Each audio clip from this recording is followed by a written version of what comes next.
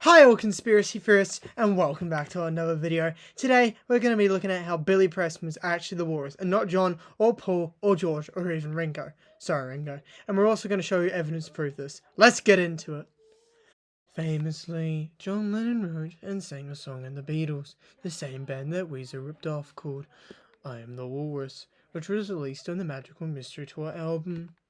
Also, in the movie, which is also called Magical Mystery Tour, the character, the walrus, is clearly played by John. This is contrary to John's later claims in Glass Onion that the walrus was actually Paul, another member of the Beatles.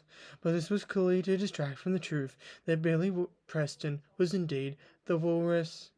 Now, you may say, Conspiracy Hub, we all know that John was really the walrus, and in Glass Onion, John was lying. But dear viewer, I have actually discovered evidence that proves Billy Preston was indeed the walrus. Now, you may also ask, who was Billy Preston? Well, he was a person who played for the Beatles in 1969 and almost joined them as the fifth Beatle, but secretly he was working with the Beatles all the way back in 1967, the same year the Magical Mystery Tour movie came out. The Mellotron on Strawberry Fields clearly couldn't have been played by John, therefore it was actually played by the real keyboard player Billy Preston, which proves he worked for the Beatles in 1967. During this time, in between recordings, he dressed up as a walrus, which was his persona. The Beatles loved this persona so much that they decided to sing about it and include it in their movie. Due to jealousy, though, John, who was a massive furry, claimed that he was the walrus.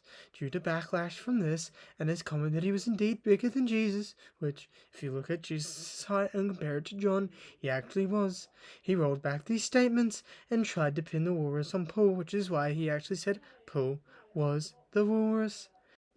I got all this proof from my good friend, the historian from Monty Python and the Holy Grail, who, besides being a normal historian, was also a massive Beatles historian, and he risked his life to give me this information for me to reveal to the world.